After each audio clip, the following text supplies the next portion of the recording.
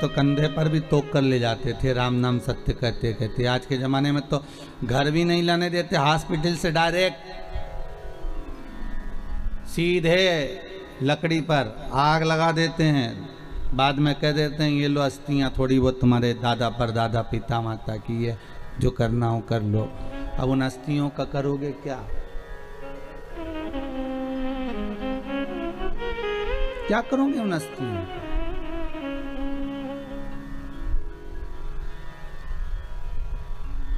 जब तन में उठेगी ज्वाला, कोई पास ना आने वाला। सारे दूर खड़े खड़े देखते रहेंगे, आग लगाकर थोड़ी दूर पर खड़े हो जाएंगे, कोई साथ नहीं देगा।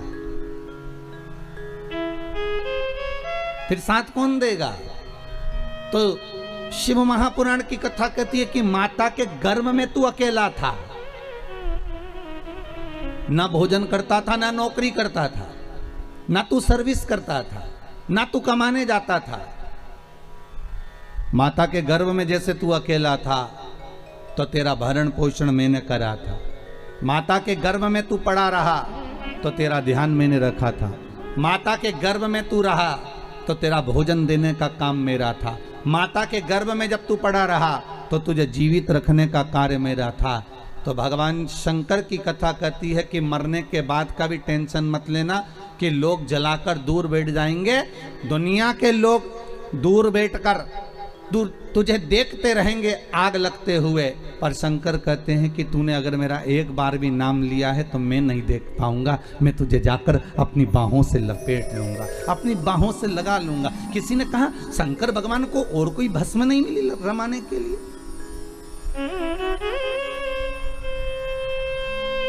शंकर भगवान को और कोई भस्म नहीं दिखी रमाने के लिए? अरे गाय के गोबर का कंडा बनाकर उसकी भस्म बना के शंकर जी लगा लेते। नहीं नहीं नहीं। किसी वृक्ष को जलाकर भगवान शंकर उसकी भस्म लगा लेते? नहीं। किसी पत्तियों को जलाकर शंकर भगवान उसकी भस्म रमा लेते? नहीं। पर शंकर भगवान ने भस्म किसकी रमाई? वो भी मुर्दे की।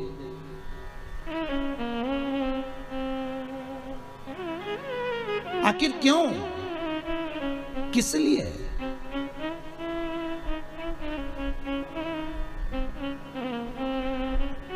शंकर भगवान ने कहा कि ये जो जीव जिसको मैंने जन्म दिया है, जिसको मैंने पैदा किया है, इसके गर्भ में मैं इसके साथ में था। परिवार वाले तो बाद में जब इसको बाहर निकाला गया, गोदी में लाकर दिया गया, और ये डॉक्टर सिस्टर ने जब इसको गोदी में दिया, तब लोगों ने प्रेम करा, तब इस लोगों ने स्नेह करा, तब लोगों ने इसको गोदी में लिया। पर इसके बाद तो जनता ने इसको संभाल लिया, फिर दुनिया ने इसको साथ लिया, पर अंदर तो मैं ही था 9 महीने तक। और आग लगाने तक भी परिवार वाले संभाल लेंगे, माना मुझे, पर आग लगाने के बाद कोई नहीं संभालेगा। आग लगाने के बाद तो एक ही संभालेगा। कौन? कालों का काल। जम के तो बोलो, कालों का काल महाकाल, बस वही संभालेगा। फिर वो कहता है कि गले में लगाऊंगा। जब दुनिया चली जाएगी ना, धधकती हुई अग्नि में, धधकती हुई अग्नि में तुमने एक बार भी अगर शंकर का अनुमोदन करा है, शिव महापुराण का स्मरण करा है, शंकर की कथा का रसास्वादन ग्रहण करा है, शंकर की कथा को सुना है, तुमने अगर शिव का अनुमोदन करा है, तुमने शंकर की भक्ति को धारण करा है, तुमने शंकर के नाम स्मरण को धारण करा है, तो उस शिव का स्मरण कब होगा? जब लोग आग लगाकर चले जाएंगे, तब शंकर तुम्हारे से लिपटने के लिए आएगा। तुम्हारी उस भस्म को, तुम्हारे उस भस्म को अपने शरीर पर धारण करेगा कि ये मेरा, ये मेरा।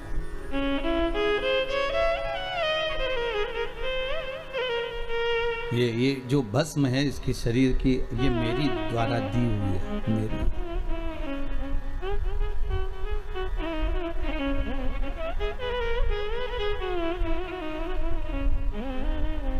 तब शिव, तब शंकर, तब ओघड़ी, तब दयालु, तब दाता सामने खड़ा मिल जाए। फिर वही वाली बात आ गई कल वाली, अंत समय प्रभु आना पड़ेगा, वादा किया तो निभाना पड़ेगा। अंतिम समय में आपको आकर हमारे से जो वादा किया गया है उसको निभाना पड़े। तो भगवान भी कहते मैं निभाऊंगा, मना नहीं है, पर पहले तेरी चित्तवृत्ति में मैं समाहित होना चाहिए।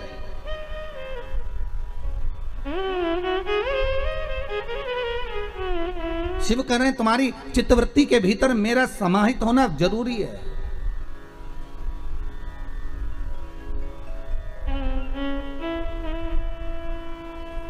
अग्नि में, तलातल में, रसातल में, वायुचर में, थलचर में, जलचर में, प्रत्येक जीव में एक शंभु ही तो है, केवल एक शंभु।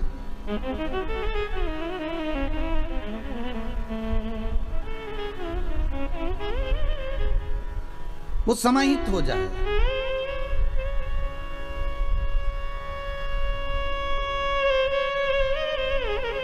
पांडे तारा में अखबार आता है क्या? अरे बोलो तो, अखबार आते हैं, पढ़ते हैं यहाँ? अच्छा, शहरों में भी लोग बहुत पढ़ते हैं, गांवों में भी बहुत पढ़ते हैं अखबार। जहां अखबार छपता है ना, वहां पर बहुत बढ़िया कोरा कागज आता है, बहुत बढ़िया, और उस कोरे कागज पर फिर न्यूज़ छापी जाती है। बोलो सही है कि गलत है? अरे बोलो तो, सही है ना? वहां न्यूज़ छापी जाती है। कितने अखबार निकलते हैं, ढेर। इतना कोरा कागज अखबार की उस कंपनी में, उस फैक्ट्री में आता है, उस छपाई मशीन में आता है, ढेर अखबार आएगा और लोग उस पर अखबार पर न्यूज़ छापेंगे।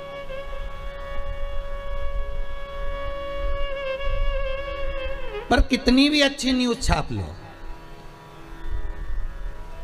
कितनी भी बढ़िया न्यूज़ छाप लो, आखिरी में उस अखबार के कागज पर पोया जलेबी ही खाएंगे। अरे बोलो रे, सही है कि गलत है? मुरमुरा ही खाएंगे। उस अखबार के कागज पर तुम कितनी भी बढ़िया न्यूज़ छाप लो, पर वो अखबार के कागज पर भले कितनी भी जोरदार न्यूज़ छापो, अच्छी से अच्छी छापो, पर उस पर लोग मुरमुरा खाएंगे, या फिर पोया खाएंगे, या समोसा खाएंगे, कचौड़ी खाएंगे, जलेबी खाएंगे, या उस पर कुछ भी रखकर खाएंगे, पर वो अखबार का टुकड़ा बाद में किसी काम का नहीं रहेगा, फेंक दिया जाएगा। बोलो सही है कि गलत है? उसकी जो शांति वो घट गई, उसमें पोया जलेबी खाया गया। और मान लो जो कोरा कागज अखबार की फैक्ट्री में गया, जो कोरा कागज उस अखबार के कंपनी में गया,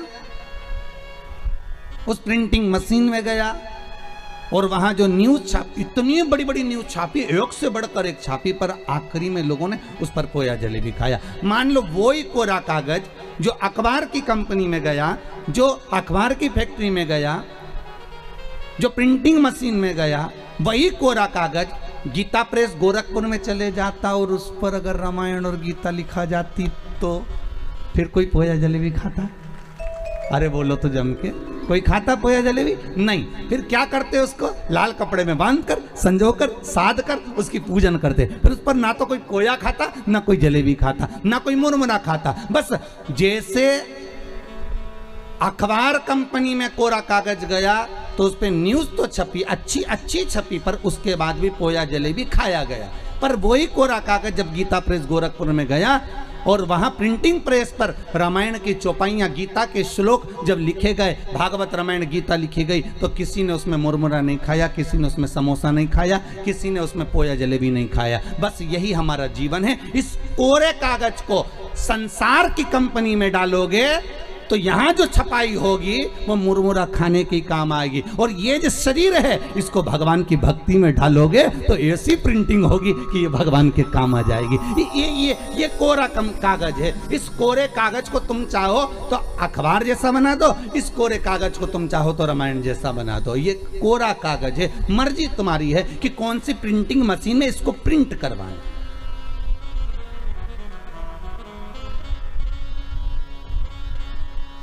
आप कौन सी कंपनी में इसको भेज रहे हो, ये आपके हाथ में। जब तक तुम शिव महापुराण की कथा में बैठे हो तब तक तुम चिंता मत करना, ऐसा लगेगा तुमको गीता प्रेस गोरखपुर में छपाई चल रही है। तुम्हारी ये मन जो कोरा है ना, इस पे पूरी छपाई चल रही है। और जब तक तुम कथा में बैठे हो, जब तक तुम सत्संग में बैठे हो, जब तक तुम भजन में बैठे हो, जब तक तुम नाम जाप में बैठे हो, भले तुम टीवी के सामने बैठकर भगवान की भक्ति को धारण कर रहे हो, भले तुम टीवी के सामने बैठकर कथा सुन रहे हो, तो भी तुम्हारे घर के बेटे, तुम्हारे घर की बहुएं, तुम्हारे घर के पोता पोती सब एक ना एक बार मुंह से कही देंगे कि हमारी अम्मा का रोज का काम है टीवी पर कथा आती है ना तो कथा जरूर सुनती है। सियोर वाला महाराज की कथा ही, शिव महापुराण की कथा ही, और ये अम्मा हमारी कथा सुनने बैठ जाती है। हमारी अम्मा का ऐसा मन है। बहुएं, कई बार बहुएं भी मोबाइल पर कथा सुनती, सास भी कहती है हमारी बहू की इतनी अच्छी आदत है, रात्रि को सोने से पहले आधा घंटा कथा सुनती है। भले वो बहू दिन में क्या काम कर रही है, नहीं कर रही है, सास दिन भर क्या कर रही है, उसकी चर्चा नहीं होगी। चर्चा उसी की होगी जो तुम सत्संग में लगे हो, चर्चा उसी की होगी जो तुम धर्म में लगे हो, चर्चा उसी की होगी जो तुम संकीर्तन में लगे हुए हो, और किसी चीज की चर्चा नहीं है।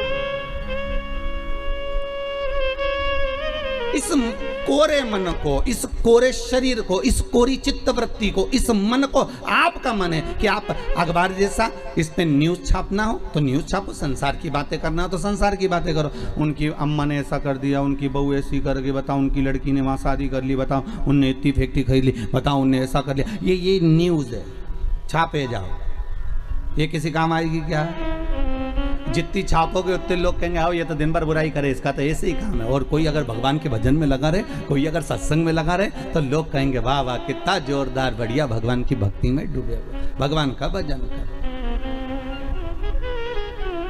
ये मन तुम्हारा है, ये चित्तवृत्ति तुम्हारी है। इसको मन को तुम कहाँ लेकर जाना चाहते हो? इस चित्तवृत्ति को आप कहाँ लेकर जाना चाहते हो? आप इस पे अगर चाहो तो पोया जलेबी भी खा सकते हो, आपका मन है। अगर आप चाहो तो गीता प्रेस गोरखपुर की छपाई करवा कर, अर्थात राम नाम कृष्ण नाम का स्मरण कर कर, शंकर के नाम का स्मरण कर कर, इस मन को जैसे संत तुकाराम, नामदेव, मीरा, कर्मा, नरसिंह मेहता, ध्रुव, प्रहलाद, इन्होंने अपनी इस कोरे कागज को, इस पर न्यूज नहीं छापी, उन्होंने इसको अपने भगवान की भक्ति में लगा दिया, इस चित्तवृत्ति को लगा दिया।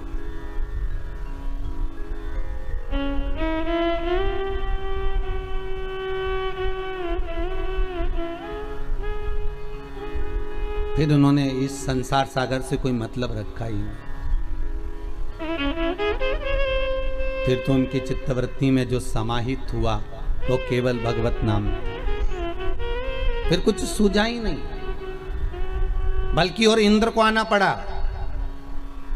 वो ध्रुव और प्रहलाद के पास में, और इंद्र को आकर कहना पड़ा कि हमको कुछ आपसे मांगना है। तो पूछ लिया ध्रुव जी ने, पूछ लिया प्रहलाद जी ने, आपको क्या चाहिए, बोलो क्या दिया जाए, क्या प्रदान करा जाए। तो कहा आपने जो पुण्य करा है, आपने जो दान करा है, आपने जो सत्कर्म करा है, आपने जो पुण्य धारण करा है, वो पुण्य हमको दे दीजिए, वो पुण्य हमको प्रदान कर दीजिए। देखिए इंद्र के पास में अगर मांगने के लिए कुछ नहीं था तो पुण्य मांग कर ले गए। और आपसे भी निवेदन करूंगा, ये पुण्य जो आप कर रहे हो ना, ये सत्कर्म जो कर रहे हो, ये बघेल परिवार अगर शिव महापुराण की कथा करवा रहा है, अगर आज स्वर्गीय श्री राज बहादुर सिंह के अगर ये पुत्र कथा करवा रहे हैं, ये पुण्य जो एकत्रित कर रहे हैं, ये पुण्य कोई साधारण नहीं हो सकता। ये पुण्य की प्रबलता बड़ी प्रखर होती है हमारा, बड़ी। बस डोलना नहीं है हमें संसार सागर में, हमें भटकना नहीं है। दुनिया के लोग संसार सागर में भटकते ज्यादा है, बहुत भटकते हैं। एक ये प्रश्न किसी बच्ची ने करा है, अच्छा प्रश्न है महाराज जी, कि पितृदोष और काल सर्प दोष परिवार में क्यों लगता है, उसका क्या कारण है? किसने प्रश्न करा, जरा हाथ उठाइए। अच्छा माता जी आपने करा।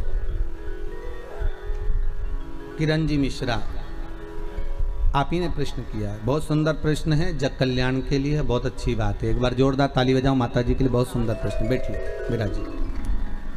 पितृदोष और काल सर्प दोष क्यों लगता है, केवल एक शंकर की आराधना से समझें। महाराज भगवान शंकर को जब जलंधर की पत्नी वृंदा जलंधर के जब प्राण छूटे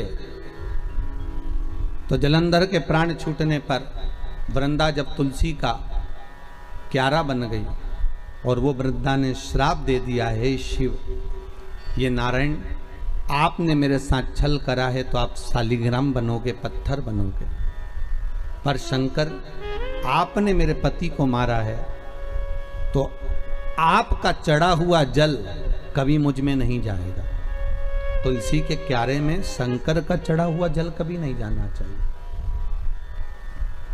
आप लोग अगर भगवान को थाली में, आपके घर में भगवान हैं बहुत सारे, होते हैं आप लोगों के, सभी लोगों के यहाँ होते हैं बहुत सारे भगवान, ठीक है, गणेश जी भी हैं सब क्या, अरे बोलो तो लड्डू गोपाल भी हैं, फिर देवी देवता भी हैं बहुत सारे, फिर शंकर जी भी हैं, तो सबको एक ही थाली में रख लिया और थाली में रखकर सबने उनको स्नान कराना चालू कर दिया। अब सबको स्नान कराया तो शिव जी को भी कराया, बोलो कराया कि नहीं कराया, थाली के अंदर रखा। अब तुमने स्नान तो करा दिया, स्नान कराने के बाद वो जल को क्या करा तुम लोगों ने, ले जाकर तुलसी के क्यारे में डाल दिया। तो महाराज जी पहले के समय में क्या कालसर्प दोष, पितृदोष नहीं होता था? बिल्कुल नहीं होता था। पहले के समय में ना कालसर्प दोष होता था ना पितृदोष होता था। क्यों? तो क्या घर में लोगों के शंकर जी होते थे? लोग शिव जी को स्नान कराते थे, पर घर में बगीचा, खलियान, खेत, वृक्ष इतने लगे होते थे कि शंकर जी को स्नान कराने के बाद वो जल को ले जाकर वो भगवान को बगीचे में डाल देते थे, तुलसी के क्यारे में नहीं डालते थे। इसलिए ना पितृदोष होता था ना कालसर्प दोष होता था।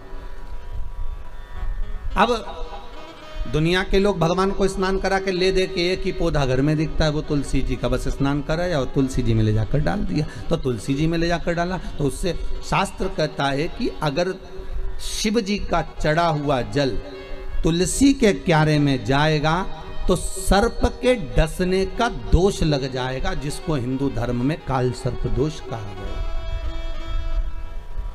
जो काल सर्प दोष, अच्छा बड़ा विचित्र काम है। कई कई गांवों में आप लोगों ने भी देखा होगा, यहां तो ठीक है परंतु हमने महाराष्ट्र में बहुत देखा। महाराज कई कई गांवों में तुलसी के क्यारे के नीचे शंकर जी को रखते हैं। ये तुलसी के कुंड के अंदर शंकर जी को रखेंगे, पर यह दोष है।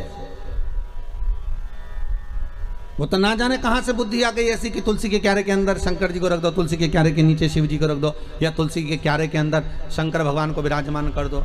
ये विवेक ना जाने कौन दे देता है आप लोगों को। अरे जरा सा गलत देखने पर अश्वत्थामा की बुद्धि फिर सकती है। रात्रि के समय पर अश्वत्थामा बैठे हुए थे,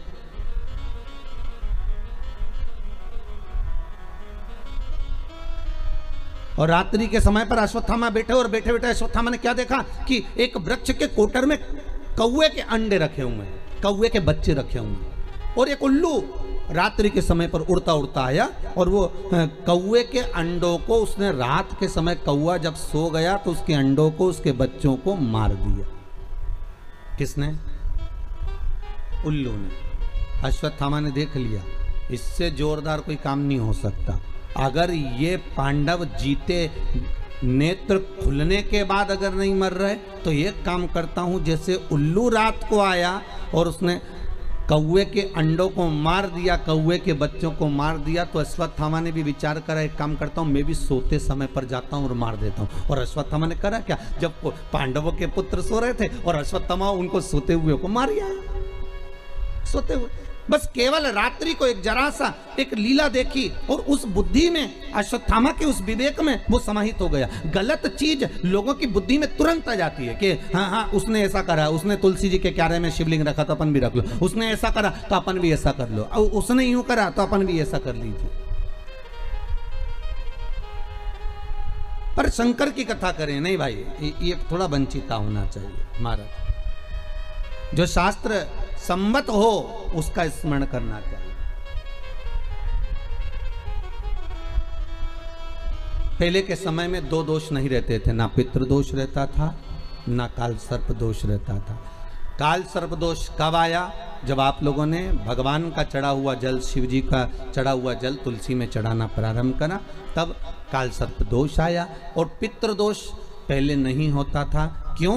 क्योंकि लोग घर के मटके में से, घर के हंडे में से, घर के परिंडे में से लोटा भरकर पानी लेकर जाते थे और शंकर को चढ़ाते थे। घर का जो रसोई घर होता था वो बीच केंद्र में होता था, रसोई घर घर के मध्य में होता था। तो वहां से जब पानी लेकर जाते थे, परिंडा, मटका, हंडा पितरों का स्थान माना गया है। वहां से जब पानी भरते और ले जाकर शंकर जी को चढ़ाते, तो पूरे घर में से पानी निकलकर जब शिव को चढ़ने के लिए जाता था तो पूरे घर का वास्तु दोष, पितृदोष समाप्त हो जाता था। अब आज के जमाने में मंदिर का लोटा उठाकर, मंदिर का पानी भरकर शंकर जी को चढ़ा देते हैं, तो ना वास्तु दोष समाप्त होता है, ना पितृदोष समाप्त होता है, ना कालसर्प दोष समाप्त होता है।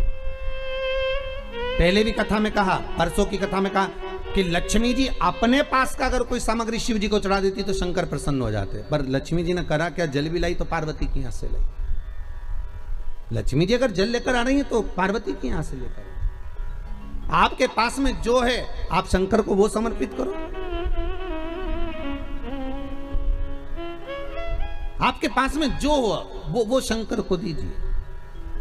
और शंकर एक बात और कहते हैं कि मुझे दिखावा कर कर मत दीजिए, जो आपके पास में है, जो अपना है वो दो।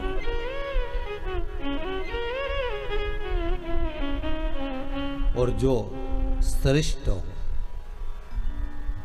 श्रेष्ठ, जो श्रेष्ठ है वो दीजिए। कहा मात्र एक चावल का दाना, कितना? जम के बोलिए।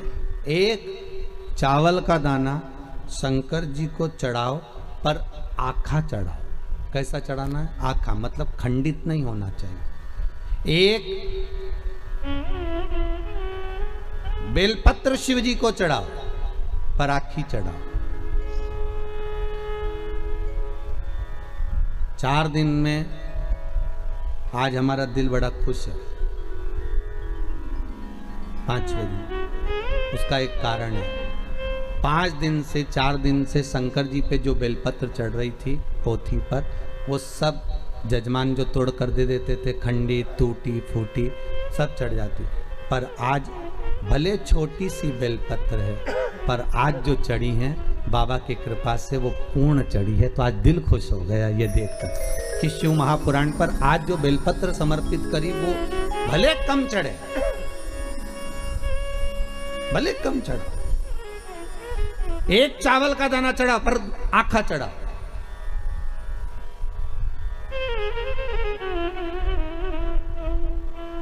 आज हमें बड़ी खुशी मिली है इस व्यासपीठ पर आए।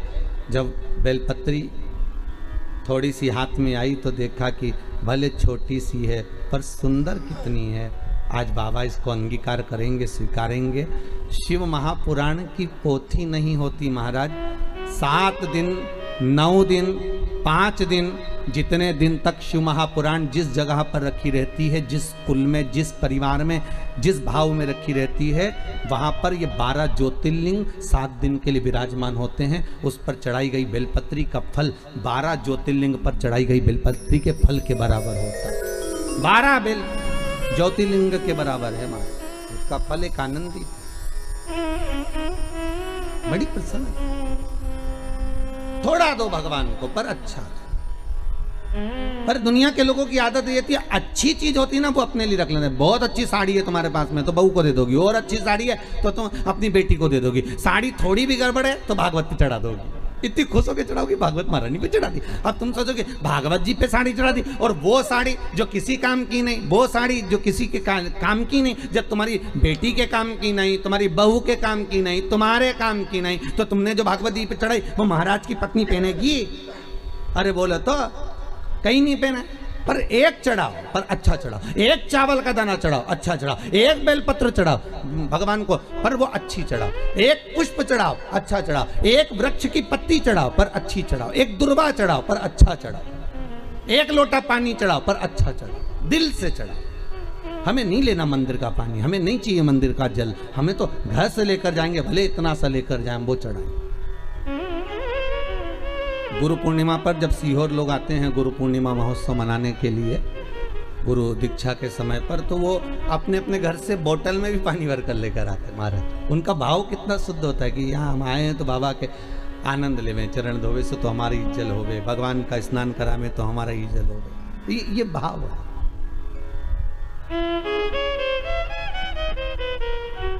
अभी सीहोर में रुद्राक्ष महोत्सव था, आप में से कुछ लोग पहुंचे भी होंगे। कौन कौन पहुंचा था? आप लोग हाथ उठाए। हाँ, पहुंचे भी थे। तो आप लोगों ने देखा होगा कि शंकर जी पे जल चढ़ाने के लिए हमने कोई टंकी भर कर नहीं रखी थी कि आपने यहाँ पर टंकी भर दी हो कि इसमें से पानी भर भर के ले जाओ और शिव जी को चढ़ा दो। देखा था आप लोगों ने? नहीं भरी थी ना। कई लोगों ने कहा महाराज जी इतनी पब्लिक है तो एक टंकी भर दो पानी का और वहाँ लोटे रख दो, 4-5 कलश रख दो तो लोग शिव जी को चढ़ाते रहेंगे। हमने कहा नहीं, शिव महापुराण का विधान है कलश भी वही लाएं और पानी भी वही लाएं। अब उनकी मर्जी, वो कुएं में से खींच के लाएं, बोर में से निकाल के लाएं, टैंकर से लाएं, जहां से उनकी मर्जी पड़े जल वो लेकर आए और चढ़ाएं। क्यों? क्योंकि इतनी दूर आए हैं तो एक लोटा पानी भी चढ़ाएं तो उनकी कामना पूरी हो, उनकी मनोकामना पूर्ण हो। भरने को तो हम जल भर देंगे, हमको क्या करना। जब कुएं में इतना पानी डल रहा था, लोगों के लिए इतना पानी की व्यवस्था करी गई थी, तो आपके लिए एक टंकी पानी भरने में क्या जाता। पर नहीं, आप स्वतः लेकर आएंगे, आप स्वयं लेकर आएंगे और उस जल को आप स्वयं समर्पित करेंगे तो उसका आनंद ही दूसरा हो, आनंद दूसरा हो।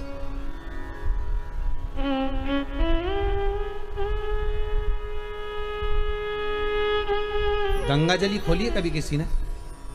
किसी के यहाँ गंगा जली खुली है? अरे बोलो तो सही। शादी में, ब्याह में या कोई गंगा जी भर के लेकर आते हैं और फिर गंगा जली खोलते हैं, पंडित जी पूजन कराते हैं। खोली है सब लोगों ने?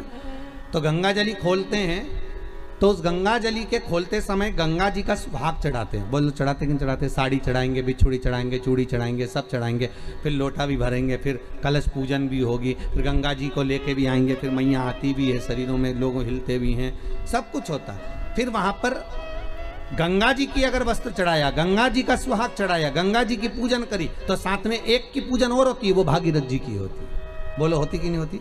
फिर भागीरथ के कपड़े चढ़ते, धोती चढ़ेगी, गमछा चढ़ेगा, कुर्ता का कपड़ा चढ़ेगा, जनेऊ चढ़ेगी, भागीरथ जी के कपड़े भी चढ़ेंगे कि भागीरथ जी के कपड़े चढ़ाए। क्यों चढ़ाते हैं? उसका कारण क्या है?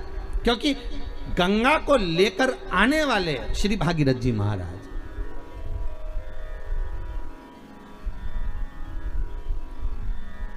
अगर हम केवल गंगा की आराधना कर लेंगे तो गंगा उतना फल नहीं देगी जितना देना चाहिए। अगर हमने भागीरथी गंगा का स्मरण करा कि हे भागीरथ महाराज आप गंगा को लेकर आए थे, 60,000 काकाओं के उद्धार के लिए लेकर आए, राख के ढेर बन गए थे संत के, केवल एक दृष्टि से वो राख के ढेर बने, 60,000 काकाओं का उद्धार। हे गंगा मैया, भागीरथ जी महाराज लेकर आए गंगा को। तो इसलिए हमारा हिंदू धर्म कहता है कि जब गंगा जली खोली जाती है, गंगा की पूजन करी जाती है, गंगा जली का उत्सव जब करा जाता है तो सबसे पहले भागीरथ की पूजन करी जाती है कि भागीरथ महाराज इस गंगा को लेकर आए हैं। तो हे भागीरथ जी आप गंगा को लेकर आए, आप ही से सीखकर हम गंगा जी को हरिद्वार से, प्रयागराज से, इलाहाबाद से हम भरकर लेकर आए हैं। ऐसी कृपा करना गंगा मैया, जैसे आपने भागीरथ बाबा के 60,000 काकाओं का उद्धार करा था, वैसे हमारे पूर्वजों का भी उद्धार कर देना। इस भाव से हम गंगा जी की पूजन करते हैं, भागीरथ के साथ करते हैं, अकेली गंगा नहीं पूजते।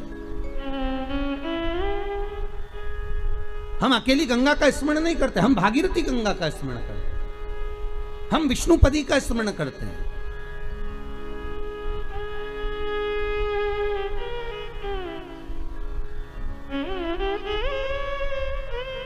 तू अकेली ना रहे, सर्व जगत के सुख के लिए तू आनंद देने वाली मां है प्रकट।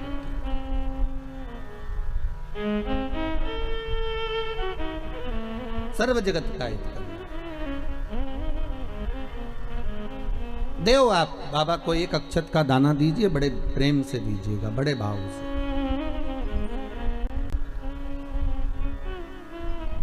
एक साधे सब सजे, सब साधे विसरा। आप अगर शिव जी का भजन कर रहे हो तो शंकर की भक्ति में ऐसे डूब जाओ, ऐसे डूब जाओ कि फिर शिव के सिवा कोई सुहाए। शंकर की भक्ति में ऐसे डूब जाओ, हर एक में शंकर दिखे। कृष्ण की भक्ति में ऐसे डूब जाओ कि हर एक में कृष्ण नजर आए। राम की भक्ति में ऐसे डूब जाओ कि सब जगह राम नजर आए। पर जितना एक जगह पर आप जाते रहोगे वहां से आपको जो प्राप्त होगा वो सुख का आनंद ही कर देगा। सुख आनंद। जिनके यहाँ पितृदोष होता है, काल सर्प दोष होता है, वास्तु दोष होता है, उनको ज्यादा कुछ नहीं करना होना। महाराज एक बेल का फल लीजिए। क्या लेना है? बेल का फल, बेलपत्री का जो फल होता है उसको ले लो। उसके अंदर का जो गुर्दा होता है, अंदर का जो भाग होता है, उसको निकाल लीजिए और उस बेल के फल में आटा सेक कर उसमें शक्कर मिलाकर उसको उसके अंदर भर लीजिए। अमावस्या के दिन सुबह 10 बजे से पहले उस बेल फल में जिसमें तुमने पंजेरी भरी है, आटा सेक कर भरा है शक्कर के साथ में, उसको अपने घर में घुमाने के बाद में जिसको काल सर्प दोष बताया है, पितृदोष बताया है या वास्तु दोष का स्मरण बताया है, घर में सब दूर घुमाकर अपने परिवार का हाथ का स्पर्श कराकर पीपल के पेड़ के नीचे खड्डा खोदकर उस बेलपत्र के उस फल को दाब दीजिए। उस फल को उसमें दबा दीजिए। महाराज केवल एक अमावस्या करना रहता है, पितरों के दोष से मुक्ति मिलती है और हमारे घर के कार्य सफल होना प्रारंभ हो जाते हैं। कार्य की सफलता होती है, कार्य में सफलता प्राप्त होने लगती है।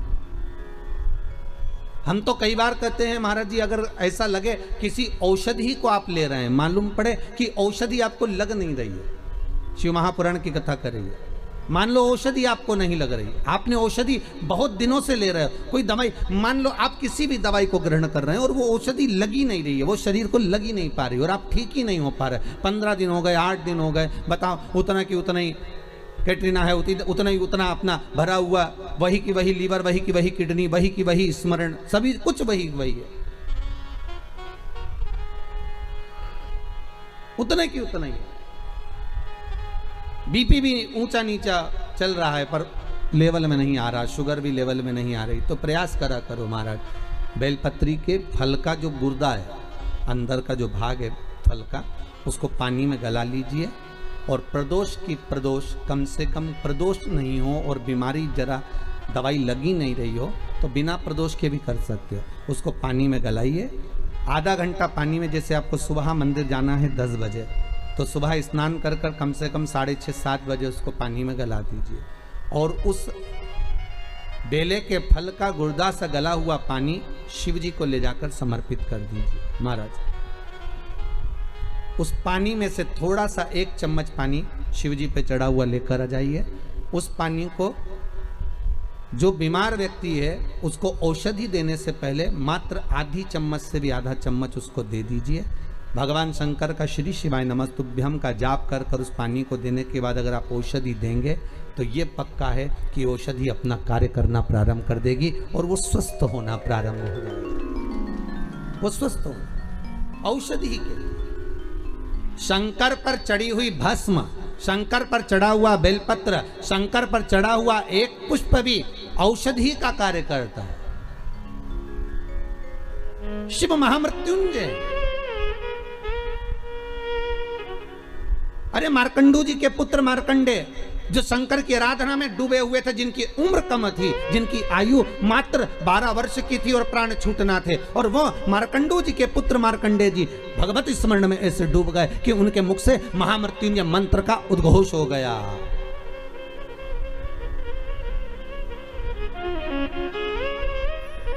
भगवान शिव के नाम का उद्घोष हो गया। जैसे नंदी महाराज, शिलाद नाम का ब्राह्मण जिनको ऋषि भी कहा गया है, जिनका नाम था शिलाद। क्या नाम है उनका? जम के बोलिए। शिलाद ब्राह्मण है, ऋषिवर है। और शिलाद ब्राह्मण है, ऋषि हैं, बड़ी बड़े शिव के भगत हैं, शंकर का बड़ो बहुत अनुमोदन करते हैं, शिव का स्मरण में वो हमेशा डूबे रहते हैं। और उनका एक नाम स्मरण केवल ओमकार का ध्वनि करना और ओम नाम में डूबे रहना। ओम नमः शिवाय,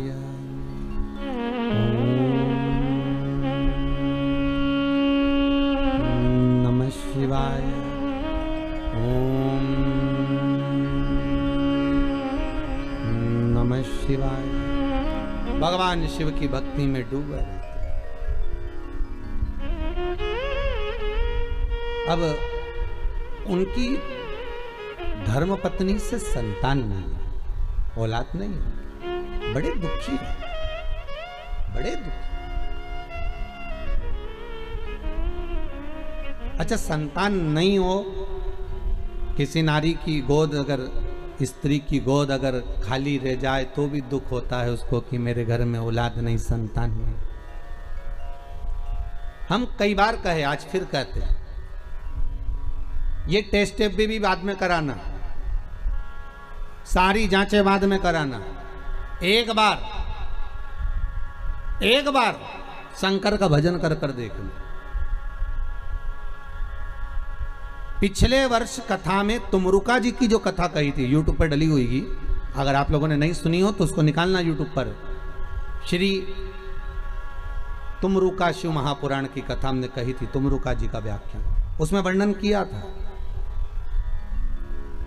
सब जगह से अगर हार जाओ और सारे रिपोर्ट आपकी आपने सब दूर दिखा ली, तो एक बार शंकर पर भरोसा कर कर तुमरुका जी का नाम लेकर सफेद आंकड़े की जड़ को शिवजी पे से रजस्वला धर्म के 7वें दिन 21 बार घुमा लो, नाम गोत्र बोलकर कमर में लाल धागे में बांध लो, पीपल के पत्ते शिवजी को चढ़ाओ, उठाकर लाओ, उस एक पत्ते को रात्रि को गाय के दूध में उकालो और उस दूध को दोनों पति पत्नी पियो, साथ रहिए। समय आएगा, बाबा चाहेगा तो 3 या 4 महीने में गर्भ ठहर ही जाएगा। सारे डॉक्टर को दिखा लिया अपनी जगह, टेस्ट भी करवा लिया अपनी जगह, पर एक बार प्रयोग, और वो विश्वास रखकर करना पड़ेगा। शंकर पर जो भी कार्य कर रहे हो आप, जो उपाय कर रहे हो आप, शिव का स्मरण कर, भगवान पर अगर विश्वास रखोगे, भरोसो दृढ़ इन चरणन कहो, श्री वल्लभ नक चंद्र छटा बिन सब जगह माही अंधेरो। अगर भरोसा है तो शंकर है, और भरोसा नहीं तो शिव कहां से। विश्वास लेकर अगर आए हो तो काम तो होगा। ये लोग काशी से आए हुए हैं, विश्वास लेकर ही तो आए होंगे कि हम जाएंगे शंकर की कथा में तो बाबा कृपा जरूर करेगा। कई लोग यहाँ पर बैठे हुए हैं जो विश्वास लेकर आए हुए हैं, दूर दूर से आए हुए हैं, केवल विश्वास लेकर कि भगवान कृपा करेगा किसी ना किसी रूप में, मुझे विश्वास है कि बाबा मेरी सुनेगा। और फिर कहता हूं, कथा में अगर आपने मन लगा लिया, भले टीवी चैनल के माध्यम से श्रवण कर रहे हो, भले मोबाइल के माध्यम से श्रवण कर रहे हो, भले पंडाल में सुन रहे हो, बाबा से अगर दिल से आपने अगर कह दिया तो 3 महीना बहुत होता है सब कामना पूरी होने के लिए। मेरा बाबा आपको कुछ ना कुछ दे ही देता है, बस आपकी रुचि के अनुसार सुख प्रदान कर ही देता है। आप उस पर विश्वास, भरोसा, भटकना नहीं है हमको, मार्ग से विचलित नहीं होना। कई लोगों की आदत रहती है, पहले राम जी के पास चले जाएंगे, राम जी से काम नहीं होगा तो कृष्ण के पास चले जाएंगे, कन्हैया जी से काम नहीं होगा तो हनुमान जी के पास चले जाएंगे, हनुमान जी से नहीं होगा तो शंकर जी के पास चले जाएंगे। पर शिव महापुराण की कथा कहती है, गुरु जी के 2 चेले, गुरु जी ने दोनों चेलों से कहा, जाओ जमीन खोदो, 50 फीट पे पानी निकलेगा और मेरे लिए लोटा भर के पानी लेकर आओ। चेलों ने मन में कहा, विचार करा, बताओ पानी इतना सारा पड़ा, वो पी लो, मैं 50 फीट खोदें फिर पानी लाए। जाओ दोनों, 50 फीट खोदना, पानी निकलेगा और लेकर आना, मेरे को पानी पीना है, जाओ जरा। दोनों चेले चले गए, एक गया तो खोदता गया, दूसरा गया तो उसने यहाँ खोद लिया, फिर वहाँ खोद लिया, फिर वहाँ खोद लिया, पानी नहीं निकला। 50 फीट तक एक चेला था तो वो खोदता गया, पानी निकल गया, लोटा भर के लेकर आया। गुरुजी ने पूछा, पानी निकल गया? हो। दूसरे से पूछा, तुझे नहीं निकला? नहीं। गुरुजी ने पूछा, तूने खोदा था? बिल्कुल, चलकर देख लो। गुरुजी गए देखने के लिए, तो गुरुजी ने देखा तो उसने क्या करा, थोड़ा यहाँ खोद लिया, थोड़ा वहाँ खोद लिया, थोड़ा वहाँ खोद लिया, थोड़ा वहाँ खोद लिया, पानी नहीं निकला। और एक चेले से पूछा, तूने कैसे निकाला? तो कहते, एक ही खड्डे को मैं खोदता गया तो पानी निकल गया। यहाँ शास्त्र वही कह रहा है, एक पकड़ो और एक जगह ही खोदते रहो, शंकर जी का भजन करते रहो। तारेगा तो ये, मारेगा तो ये, कहेगा तो ये, जो कुछ करेगा खोदते जाओ, पानी जरूर निकलेगा। पर 10 जगह खोदोगे, कभी इधर खोद लिया, कभी उधर खोद लिया, कभी उधर खोद लिया, तो पानी नहीं निकलना है, कोई काम तुम्हारा बनना नहीं है, कुछ भी नहीं होना है। एक ही जगह खोदो, खोदे पानी निकलेगा। करो भजन एक का, पर आदत बुरी है ना तुम्हारी। फिर कोई घूम रहा था उसके पास, फिर किसी के पास। भगवान को भी मालूम है ये एक जगह नहीं टिकेगी रे। आज तुम्हारे पास आ गई, कल दूसरी जगह चले जाएगी, परसों चौथी जगह जाएगी, काम नहीं होगा तो भटकती फिरेगी, पर विश्वास नहीं रखेगी। जिस दिन ये विश्वास पक्का कर लेगी कि शंकर ही मुझे बचा सकते हैं, शंकर ही मुझे जिला सकते हैं, शंकर ही मेरा पेट भर सकते हैं, शंकर ही मेरा अनुमोदन कर सकते हैं, शंकर ही मुझे धन देंगे, दौलत देंगे, संपदा देंगे, शंकर के सिवा कोई नहीं देगा, तब शिव भी सोचता है अब नहीं डिगेगी, और नहीं डिगेगी तो परीक्षा लेंगे शंकर। पहले आपका काम हो सकता है नहीं भी करें शंकर, क्योंकि वो देखना चाहते हैं कि पहले जैसी थी वैसी की वैसी है, खड्डा अलग अलग खोद रही है क्या, पहले देखेंगे, पहले इधर से उधर से 10 जगह खड्डे तो नहीं खोद रही, फिर उसको लगेगा नहीं ये पूरा विश्वास रेखकर टिक गई तेरे चरणारविंद में, तो वो महामृत्युंजय महादेव फिर प्रकट होकर कुछ दे ही देगा, ये उसकी कृपा फिर होगी। वो जब तक नहीं देता, जब तक परीक्षा नहीं लेता। सास बहू को चाबी जब तक नहीं देती, जब तक सास बहू की परीक्षा नहीं ले लेती। सास को भी लगता है कि बहू को चाबी दूंगी, और मालूम पड़े होता है। एक ससुर जी मर गए, बहुएं रोने लगी, खूब चिल्ला चिल्ला के, खूब धाड़ धाड़ के रोए। अपने अपने पतियों को फोन लगा दिया, पतियों भी आ गए, 4 पति थे, सब 4 बहुओं के आ गए। क्यों रो रही हो? बहुएं बोली तुम्हारा बाप मर गया, पिता तुम्हारा। तो पतियों बोले तुम्हारा भी तो ससुर था, तुम्हें दुख नहीं हो रहा, रो काय को रही हो? तुमने तो कभी ससुर को 1 गिलास पानी नहीं दिया, कभी पिता को 1 गिलास चाय बनाकर नहीं दी, कभी गरम रोटी नहीं खिलाई। जब बहुएं मिलती थी तब ताने देती थी, आड़ा टेढ़ा बोलती थी, गालियां देती थी, और आज पिता मर गया तो रो रही हो। किस लिए रो रही हो तुम? तुम्हें रोने का कोई हक नहीं है। इतने में 4 बहुएं बोली अपने पतियों से तुम्हारे बाप मर गए उसके लिए थोड़ी ना रो रहे हैं, तुम्हारा पिताजी मर गया उसके लिए थोड़ी ना रो रहे हैं। तो बहुओं से पतियों ने पूछा फिर काय को रो रही हो? तिजोरी की चाबी ना जाने का धर गए इसलिए रो रही है। पतियों ने भी माथा ठोका, काय की जगदम्बा होना ही रहा। अब पत्नियां बोली सुनो तुम्हारे पिताजी को जगाओ और चाबी पूछो कहाँ रखी तिजोरी की। पतियों बोले इनको मरा आधा घंटा हो गया, तुम के चाबी पूछो, सीधी तरीके से जवा लो नहीं तो तुमको भी वहीं सुला दे। बेचारा पतियों को भय लगा कि इनका क्या, ये तो लोभ लालची व्यक्ति तो कुछ भी कर सकता, इनके मन में दुख हुआ। इन्होंने कहा ऐसा कोई होता है कि मरा हुआ व्यक्ति जाग जाए? हम नहीं जानते, हमें चाबी चाहिए तो चाबी चाहिए, आप पूछो कहाँ रखी है।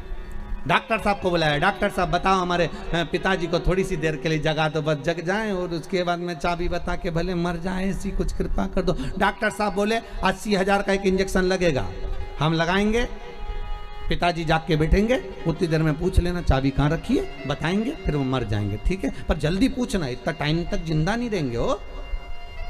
लगाओ 80,000 लाओ। अब बहुओं ने सोचा चाबी तो निकालना है, तो बहुओं ने करीब अपनी अपनी रकम बेची है। बताओ बुढ़ा बीमार था तो 1 रुपए की नहीं बेची, और चाबी के चक्कर में सब 20-20 हज़ार में रकम बेची है। 20-20 हज़ार में रकम बेच गई, 80,000 रुपये लेकर डॉक्टर के सामने दिया। डॉक्टर सामने का सामने खड़ी हो जाओ, और सामने खड़ी होकर जैसे ही जागे पूछ लेना चाबी कहाँ रखी है। और जैसे ही डॉक्टर सामने इंजेक्शन लगाया, न बुढ़ा उठ के बैठा, न डोकरा जैसे ही उठ के बैठा, इतने में बहुवन बोलती उससे पहले बुढ़ा बोल दिया क्यों रे, या पाड़ा के पानी पिलाया कि नहीं पिलाया, और मर गया।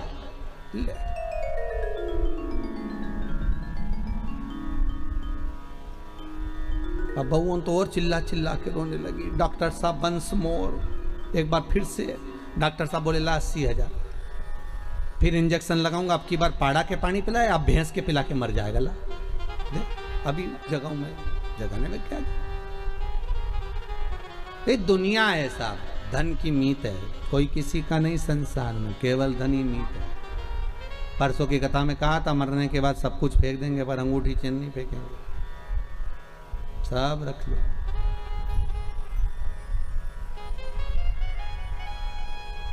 कौन फेंक रहा है?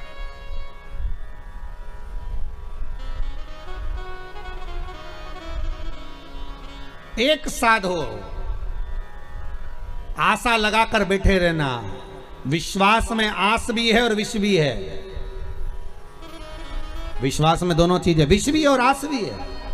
आप विश्वास लगाकर अगर बैठे हुए हो तो आस अगर लगाए हुए हो तो यह पक्का है कि शिव मिलेगा जरूर, शंकर प्राप्त जरूर होगा। अगर आस लगाई है तो मिलेगा जरूर, वो मिलेगा।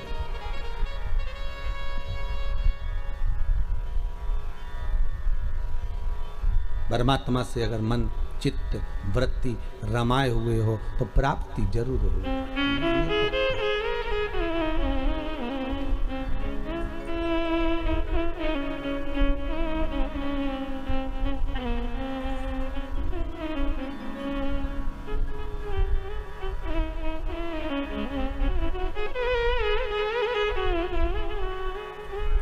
वो मिलेगा। और शिव महापुराण की कथा कहती है महाराज, उम्र भले कम हो पर भक्ति प्रबल हो। शिलाद की धर्म पत्नी से संतान नहीं थी, पर शिलाद के मन को खलता नहीं था, पर परिवार के लोग कहते थे कि कोई तो एक पुत्र हो जाए जो तार दे। तब भगवान शिव ने आकर एक वर दिया, चिंता मत करो, एक दिन जब तुम भजन करने के लिए कहीं जा रहे होगे, पृथ्वी को खोदोगे, उसमें से एक बालक निकलेगा, वही बालक तुम्हारा पुत्र कहलाएगा। निकला बालक, उसका नाम नंदीश्वर रखा। क्या नाम रखा है? नंदी। वो नंदीश्वर। पर पिता इतने विचित्र थे। अरे दुनिया के लोग कहते हैं शंकर जी के मंदिर में नंदी क्यों होना चाहिए? दुनिया के लोग कहते हैं आखिर नंदी ने ऐसा कौन सा पुण्य करा कि भगवान शंकर के दरवाजे पर नंदी सदा के लिए विराजमान हो गया? कहते हैं शंकर से ज्यादा आराधना नंदी की भी करेंगे तो उसकी भक्ति प्राप्त होगी। तो नंदीश्वर में ऐसा क्या सुख है? नंदीश्वर क्यों शंकर के मंदिर में इतने सारे गणों में केवल एक नंदी ही क्यों बैठ गया? क्यों नंदी का होना क्यों जरूरी है शंकर मंदिर में? बिना नंदी के शिव पूजा क्यों नहीं जाते?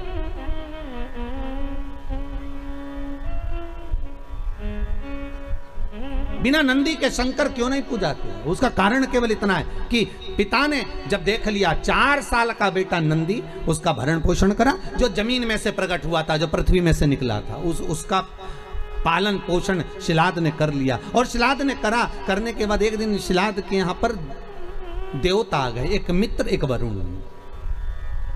2 देव पधारे।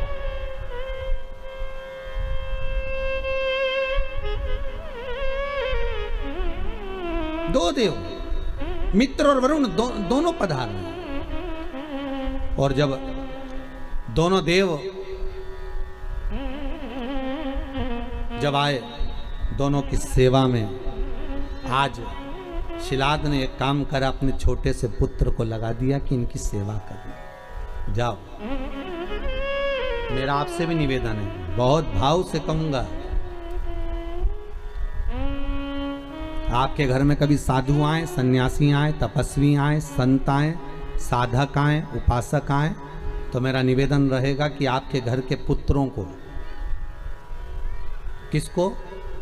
आपके घर के पुत्रों को, आपके घर के पोतों को, आपके घर के बच्चों को सबसे पहले सेवा में लगाइए और कहिए कि जाओ जरा सेवा करिए।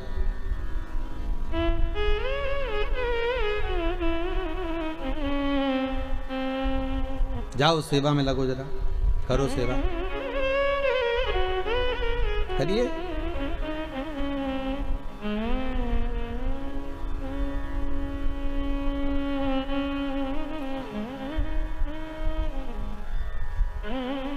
आज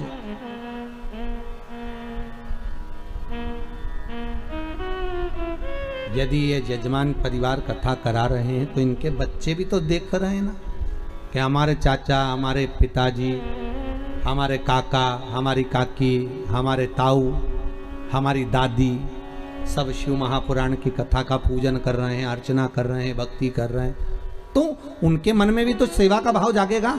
वो भी तो मन में जागृत करेंगे कि हमें भी सेवा करना चाहिए, हमारा भी सेवा का भाव उत्पन्न होता है कि हम भी भगवती स्मरण करें।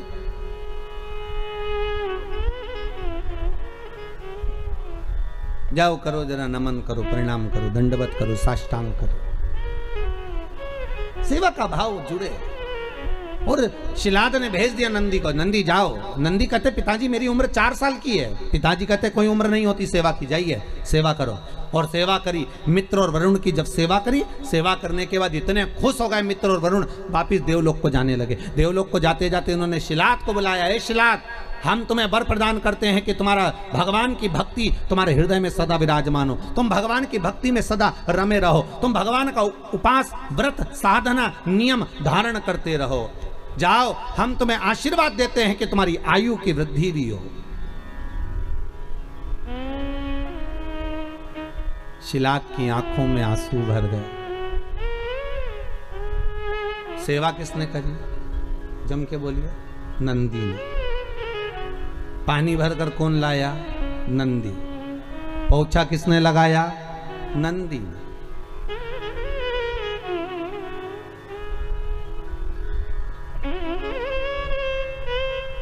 पोछा कौन लगाया? नंदी। झाड़ू किसने लगाई? नंदी ने। झूठे बर्तन किसने उठाए? नंदी ने।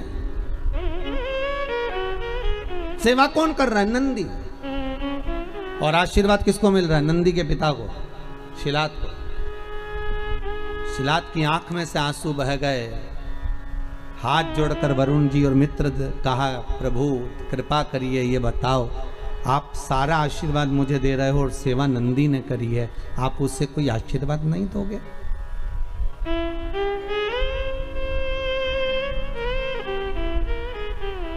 आप हमें कोई आशीर्वाद नहीं दोगे? हमारे ये विजय राज जी आज पूजन में बैठे हुए हैं, नाम तो हम ज़्यादा जजमानों के जानते नहीं। अभय राज जी हैं, रामराज जी हैं, सभी भाई लोग। इनकी आदत ऐसी है नेताजी की कि ये हम छत पे भी हैं तो ढूंढ ढूंढा के पाँव पड़ने पहुँच ही जाते हैं। ये भी कम नहीं पड़ते, अभय राज जी भी हो। तो ये सब लोग, और एक वो हमारे हम कहेंगे सारथी जी हमारे हो, उनका नाम भी हम नहीं जानते, बंधु लाना ले जाना करते रहते। तो ये लोग बड़े विचित्र हैं। आज अभय राज जी कह रहे थे, गुरुजी ऐसा आशीर्वाद देके जाना कि ऐसी कथा होती रहे, साल 2 साल में ऐसी कथाओं का स्मरण होता रहे, ऐसा वर दीजिएगा। हम मन में सोच रहे थे कि इतनी सेवा कर रहे हो, आगे बढ़ बढ़ कर कहीं सफाई करना, कहीं झूठे बर्तन उठाना, कहीं कुछ करना। भले मुंबई में आप रहते होगे, नौकर आपके बहुत काम करते होंगे, पर यहाँ आप सेवा में लगे हो शंकर की, तो ये विश्वास है कि आशीर्वाद हम क्या देंगे, आशीर्वाद तो हमारा शंभू देगा कि वो कृपा कर ही देगा।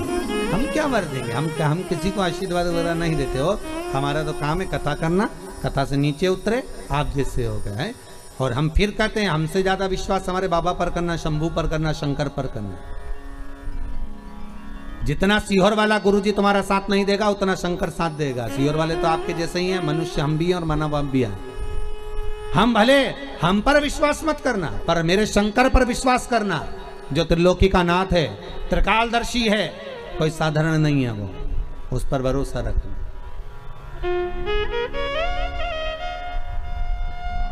हम क्या दे?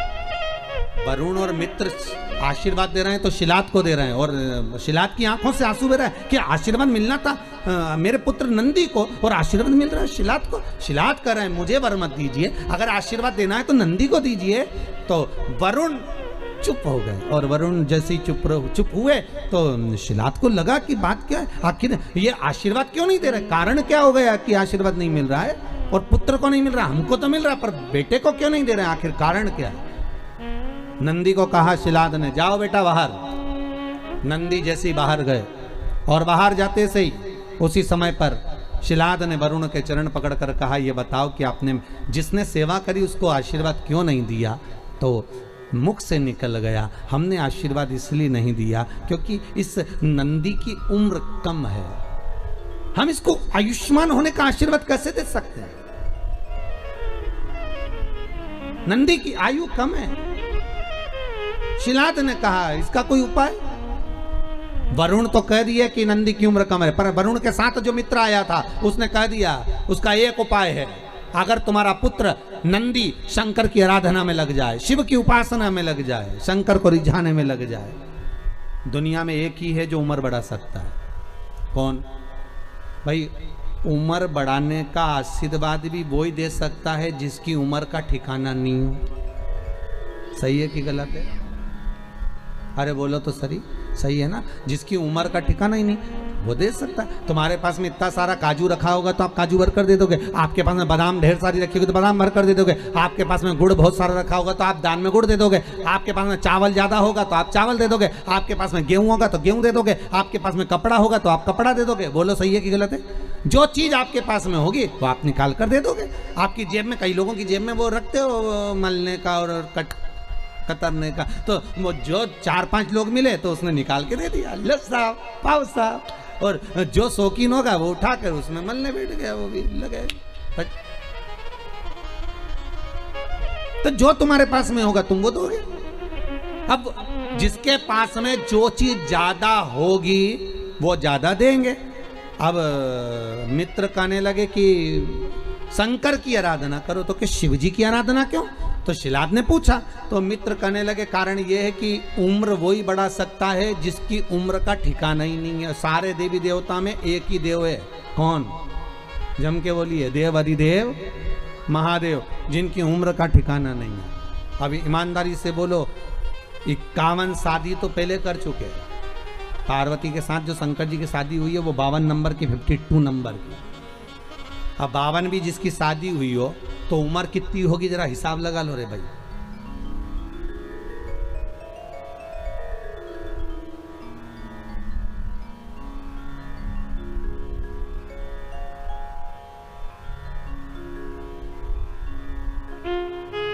जैसे लाइट आई आप लोगों ने हाथ जोड़कर क्या मांगा? हमारी भी इतनी करा देना कि नहीं? 52 शिव की। जब पार्वती जी के साथ में बावर हो रही थी शिव जी की, तो माता पार्वती जी की माँ मीनावती ने समझाया था कि शिव तो ठहरे कैलाशी, हरि घोरा पछताओगी, और बूढ़े जोगी के संग में तुम कैसे रह पाओगी। कि ये बूढ़े जोगी, तो पार्वती जी बोली मैया एक बात बताओ, आपने कहा शंकर बूढ़े तो इनकी उम्र बता दो। और आपके यहाँ भी मैं निवेदन करूंगा पूरे पांडे तारा में कोई ऐसा हो जो शंकर जी की उम्र बता दे तो जरूर बता देना भैया। किसी को मालूम हो कि शंकर की उम्र कितनी थी? है शंकर की उम्र कितनी है? किसी को नहीं मालूम। तलातल रसातल, अरे भगवान विष्णु भगवान ब्रह्मा के ही कई अवतार हो गए पर शंकर वही की वही रह गए, शिव वही की वही है। जानना कठिन है महाराज। अरे मेरे भोले बाबा को अनाड़ी मत समझ। जिसको चर्म का रोग हो जाता है, चमड़ी अगर कहीं सफेद पड़ जाए या कोई स्थान पर सफेद सफेद से चिट्टे पड़ जाएं, उसके लिए कहा है पूर्णिमा के दिन जब गाय अपने बछड़े को दूध पिला रही हो, बछड़े के मुख में जो फेन आ जाता है वो फेन चम्मच में ले लीजिए और उस फेन को पूर्णिमा की रात्रि को 12 बजे शरीर पर लगा लें, जहाँ जहाँ सफ़ेद दाग हो या चट्टे हो। आधा घंटा तक लगे रहने के बाद में फिर स्नान करें और एक बार सूर्य कुंड का स्नान जरूर करें। जो झांसी दतिया के पास में है सूर्य कुंड, उसका स्नान करें। वहाँ की मट्टी लाकर शरीर पर लगाकर आधा घंटा धूप में बैठकर फिर स्नान करें। धीरे धीरे चमड़ी अपने असली कलर में आना प्रारंभ हो जाएगी। अपने असली स्वरूप में वो चमड़ी आना प्रारंभ। सूर्य कुंड का स्नान। शिव महापुराण की कथा कह रही है कि नंदी ने कोई धन नहीं मांगा, नंदी ने यह भी नहीं कहा कि आप हमारी उम्र बढ़ा दो। शंकर सामने थे नंदी के और नंदी से कह रहे हैं कि मांग ले, तुझे क्या चाहिए, तू बोले मैं तुझे वो दे देता हूँ। तो नंदी उम्र नहीं मांग रहे। अगर आपको लगता कि हमारी उम्र कम है तो भगवान से कहते कि हमारी उम्र बढ़ा दी। आपको लगता कि हमारी उम्र कम है तो आप कहते कि भगवान हमारी उम्र बढ़ा दीजिए, हमारी उम्र थोड़ी बड़ी कर दीजिए, हमारी उम्र अच्छी कर दीजिए, पर उम्र नहीं मांगी।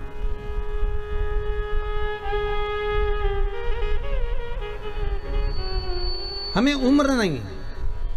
नंदी कह रहे हैं भोलेनाथ बस इतनी कृपा कर दीजिए कि आप मेरे साथ हर पल, हर घड़ी, हर क्षण, हर समय आपका और मेरा साथ बना रहे। मैं आपका दर्शन एक क्षण के लिए भी ओझल ना करूं, एक क्षण के लिए भी ना छूटे, बस ये वर दे दीजिए। शंकर जी ने कहा अगर मेरे पास में रहना होगा, तुम्हारा ध्यान ना भटके, उसके लिए तुम्हारा रूप बदलना पड़ेगा। आप नंदी कहते हैं ये काया किस काम की है, आप मेरा स्वरूप भी बदल दीजिए। शिव जी ने कहा तुम्हें बेल का मुख लगा दे, लगा दीजिए। मनुष्य का मुख हटाकर शंकर ने बेल का मुख लगा दिया नंदी को, और शिव जी से मांगा क्या कि एक क्षण के लिए मैं आपसे दूर ना हूं, एक क्षण के लिए मैं आपसे दूरी ना बनाऊं, आप मेरे सामने और मैं आपके सम्मुख में हूं। शिव जी ने तथास्तु कह दिया। तथास्तु। जरा विचार करिएगा कितनी सुंदर चरित्र है।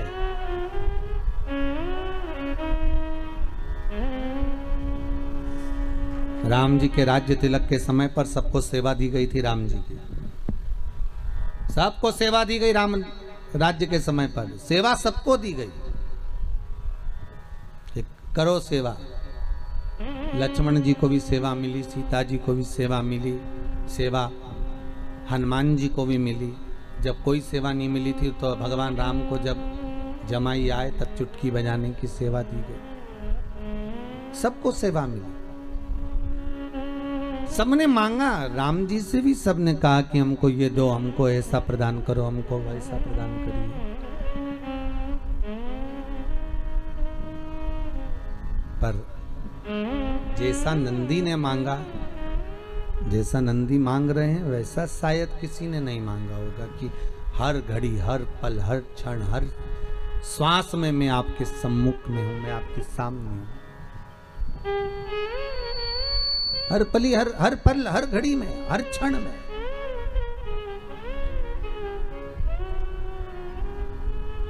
तथास्तु कर मांगो, शिव से मना नहीं, पर शंकर को रिझाने का एक तरीका आना चाहिए। शंकर के प्राप्ति का एक साध्यता का, एक आनंदता का भाव आना चाहिए। राम राम रटते रहो जब तक घट में प्राण, कबहू तो दीन दयाल के भनक पड़ेगी कान। जपते रहो, भगवत स्मरण करते रहो, नाम जाप, नाम स्मरण, नाम संकीर्तन करते रहो। और आपकी चित्तवृत्ति में जब नाम स्मरण का सुख अपने आप समाहित हो जाएगा, आपकी चित्तवृत्ति में जब भगवान के नाम का सुख अपने आप आ जाएगा, तो शंकर स्वयं एक ही जगह पर अगर खोदते रहोगे तो पानी निकल ही जाएगा, शिव मिल ही जाएगा। फिर शंकर को मिलने में देरी नहीं लगेगी। तारकासुर के 3 पुत्र थे, तारकाक्ष, विदुमाली और कमलाक्ष के 3 पुत्र।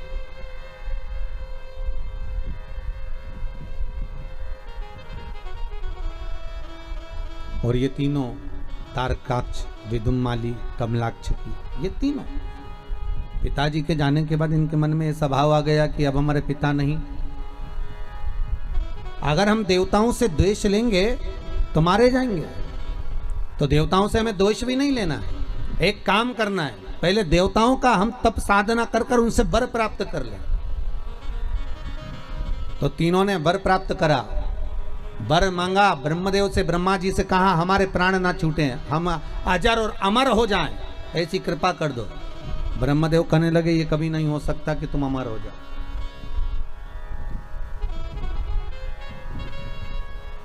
ये बड़ा कठिन है कि तुम अमर हो जाओ, ये बहुत कठिन है। मरना तो पड़ेगा महाराज, मृत्यु निश्चित है और प्राण तो छूटेंगे। आपको पहले भी कहा बादाम खाओगे तो भी मरोगे, नहीं खाओगे तो भी मरोगे। रोटी खाओगे तो भी मरोगे, नहीं खाओगे तो भी मरोगे। कथा सुनोगे, अरे जम के तो बोलो, तो भी मरोगे, नहीं सुनोगे तो भी मरोगे। ठीक है। ब्यूटी पार्लर जाओगे तो भी मरोगे, नहीं जाओगे तो भी मरोगे। सीधी बात है, जो है वो है। फिर कई लोग कहते हैं महाराज जी आप कह रहे हो कथा सुनोगे तो भी मरोगे, कथा नहीं सुनोगे तो भी मरोगे, तो फिर कथा सुनने से फायदा क्या है? हमारा कहना केवल इतना सा है, बिल्ली अपने बच्चे को अपने मुंह से पकड़कर साथ घर लेकर जाती है। बच्चा मरता है क्या बिल्ली का? नहीं। बिल्ली अपने मुख से चूहे को पकड़ती है, चूहा बचता है क्या? नहीं। उसी तरह अगर तुमने कथा सुन ली, भगवान का भजन कर लिया, नाम जाप कर लिया, नाम स्मरण कर लिया, नाम संकीर्तन कर लिया, शिव की आराधना कर ली, तो बिल्ली जैसे काल के मुंह में जाओगे तो सही, पर बिल्ली के बच्चे जैसे बचकर बाहर निकल जाओगे। और अगर भजन नहीं करा तो मरोगे तो, पर चूहे जैसे लहूलुहान हो जाओगे। कथा का बस यही फल, स्मरण का केवल यही फल है।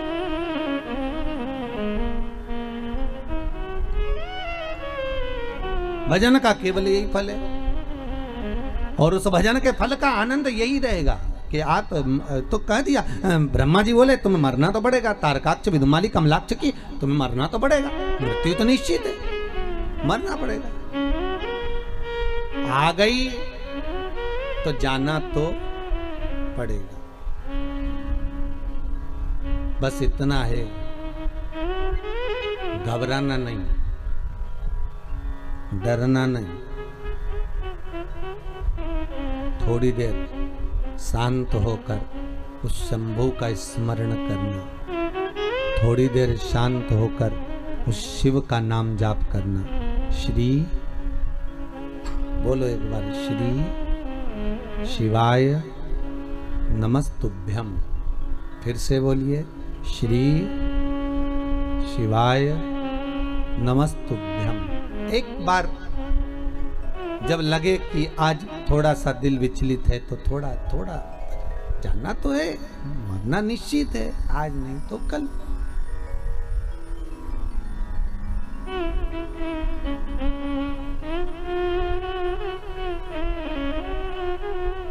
जाना तो निश्चित है।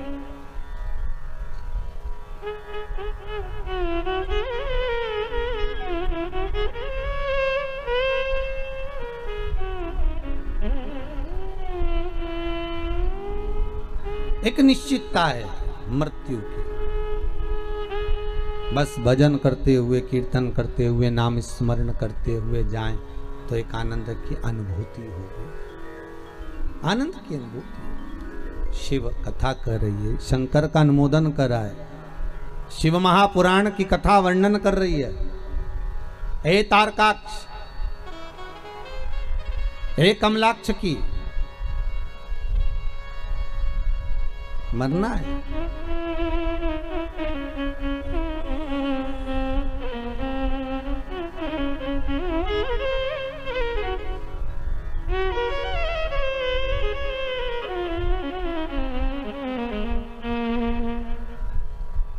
और जब मृत्यु एक निश्चित जगह पर है, शिव महापुराण की कथा में, गरुड़ पुराण में स्पष्ट कहा गया, जब माता के गर्भ से बच्चे का जन्म होता है, नाल कटती है, और नाल कटते समय, जिस समय नाल कटी, जन्म हुआ, बस उसी समय पर तुम्हारे मरने की तारीख, घड़ी, पल, दिन, तिथि निश्चित हो जाता है कि ये इतनी बजे, इतनी घड़ी में, इतने पल पर, इतने क्षण में इस जगह पर प्राणों को छोड़ेगा। ये निश्चित है। ये तारीख, पल, घड़ी, क्षण सब निश्चित हो गया।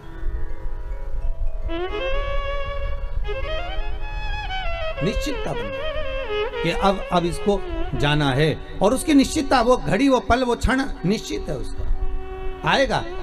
राजा परीक्षित के लिए कांच का महल बनवा दिया गया था। भागवत जी में आता है, कांच का महल जन्मेजय ने बनवाया कि परीक्षित को मरने नहीं देंगे। भूख लगी, अनार का रस गिलास में भर कर जा रहा था, अनार भी नहीं भेजे, कि अनार में अगर तक्षक नाग चले गया तो नहीं भेजे। अनार का रस भेजा, कपड़े से छान छान कर भेजा, पर नाग भी नाग था, मृत्यु मृत्यु थी। गिलास की पेंदी के नीचे तक्षक नाग चिपक कर चले गया था, गिलास की पेंदी के नीचे चिपक कर चले गया और मृत्यु आ गई।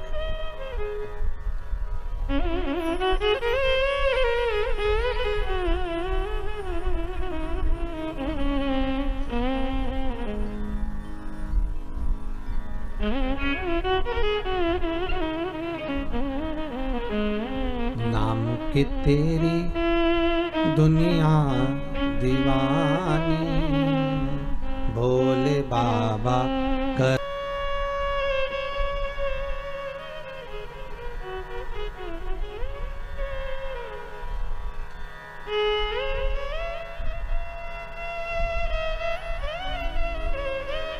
अब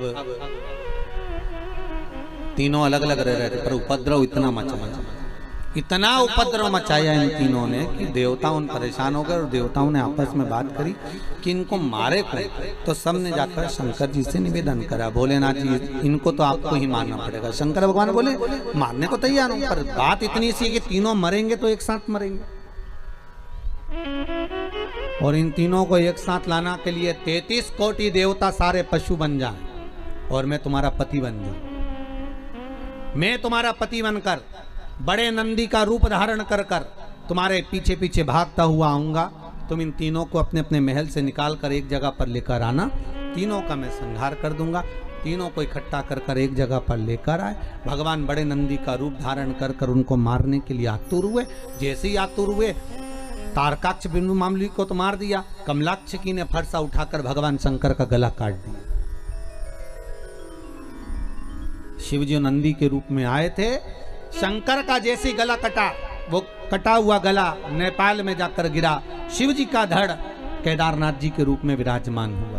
पर शिवजी ने देखा यदि ये आज नहीं मरे तो फिर नहीं मरेंगे, तो शंकर भगवान ने सोचा इनको मारना जरूरी है। शिवजी अपने असली स्वरूप में आ गए, त्रिशूल उठाकर तारकाक्ष विदुमाली को मारा। जैसे ही मारा, कमलाक्षकी मारने के लिए पीछे से दौड़ा। भगवान ने पीछे का कोना, उस त्रिशूल की नोक, पीछे का भाग कमलाक्षकी को दिया। तब जाकर ये तारकासुर के 3 पुत्र मरे। देवता आनंदित हुए। तब देवताओं को लगा कि अब सुख का भान होगा, अब आनंद की अनुभूति है, अब आनंद की अनुभूति होगी। अच्छा, देवताओं के साथ और आपके साथ और हमारे साथ एक जैसा ही होता है। अपन थोड़े दिन अच्छे से जीते हैं, इसके बाद लगता है अब सारा दुख, सारी तकलीफ, सारा कष्ट चले गया। जैसे पिछली बार कोरोना आया था, चले भी गया था, किसी को नहीं मालूम था कि ये जन्मदिन मनाने वापस आ जाएगा।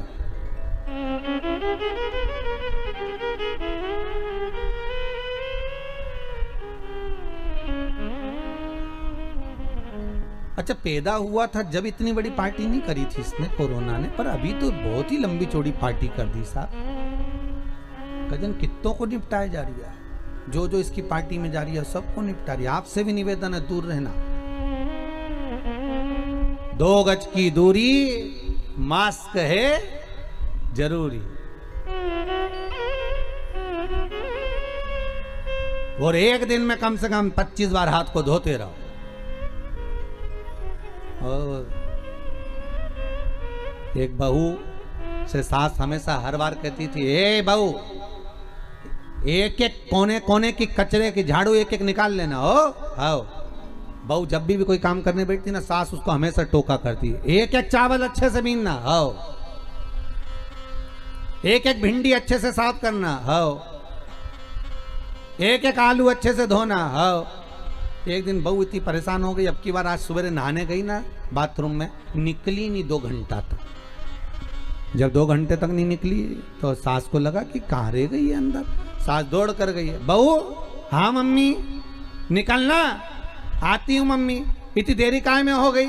एक एक बाल को शैम्पू कर रही हूँ। सास समझ गई, इसको बुरा लग गया।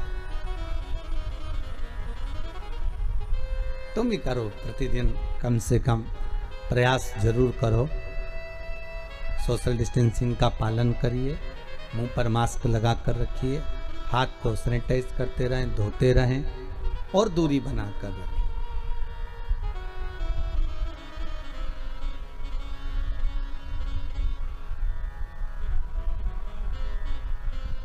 बहुत जरूरी है।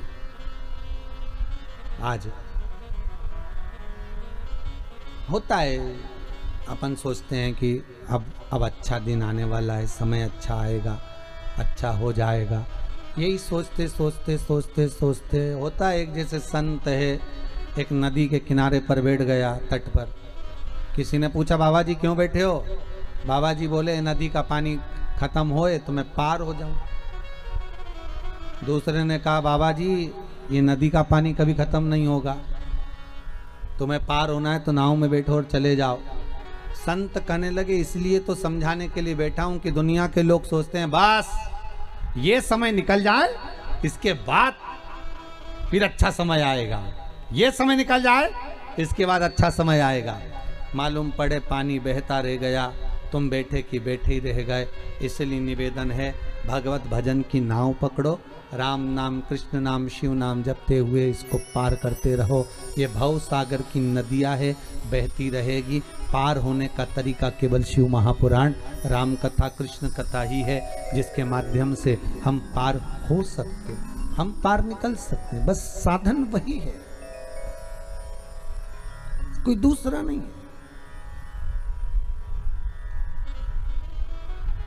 मर गए तारकाक्ष, कमलाक्ष की विदुन्माली तीनों। आया समय, शंखचूर्ण नाम के राक्षस का भगवान ने संहार करा, अपने पांव से प्रहार कर कर उसकी हस्तियों को, उसकी हड्डियों को समुद्र में फेंका, जिससे शंख जाति का निर्माण हुआ। शंख जाति का निर्माण होता है, सारे देवताओं पर शंख का जल चढ़ता है, पर शंकर भगवान पर कभी शंख का जल नहीं चढ़ता। शिव महापुराण की कथा कहती है, शंखचूर्ण राक्षस का संहार भगवान शंकर ने किया था, इसलिए शंख का जल शिव जी पर नहीं चढ़ता। महाराज, शंख के जल का दोष भी होता है। आप लोगों से कई बार निवेदन करा, आज फिर करते हैं। महाराज, जिसकी श्रवण शक्ति कमजोर हो गई हो, जिसके नयन कमजोर पड़ गए हो, कम दिखाई देता हो, तो गणेश शंख को लेकर आइए। शंख अलग अलग होते हैं, विष्णु शंख होता है, गणेश शंख होता है, लक्ष्मी शंख होता है। महाराज, अलग अलग शंखों का प्रमाण वर्णन है। महाराज, दक्षिणवर्ती शंख होता है,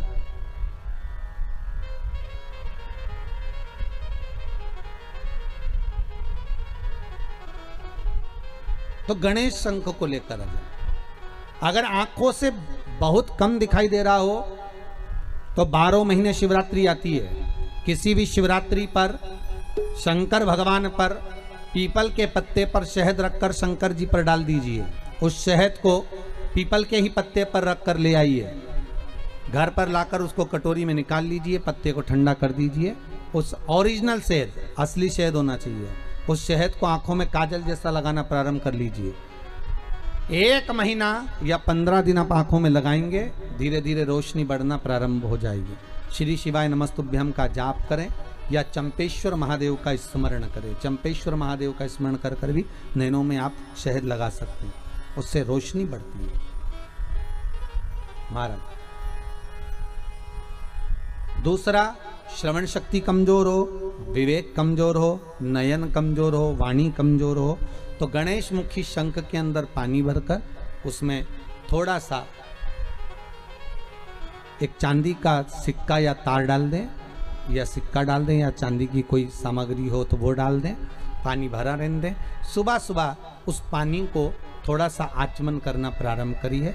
आपको वाणी हो, श्रवण शक्ति हो, नयन शक्ति हो, उसमें प्रबलता आना प्रारंभ। पर गणेश मुखी शंख होना चाहिए। कौन सा शंख होना चाहिए? गणेश शंख। शंख का प्रमाण शिव महापुराण का।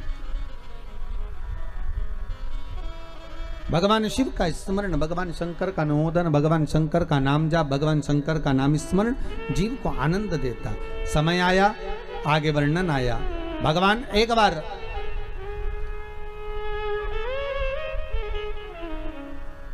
मंथन का समय है, देवता और राक्षस मिलकर समुद्र का मंथन कर रहे हैं,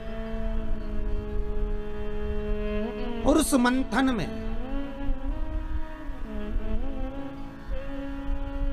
सबसे पहले अगर प्राप्त हुई है तो गौ माता प्राप्त हुई।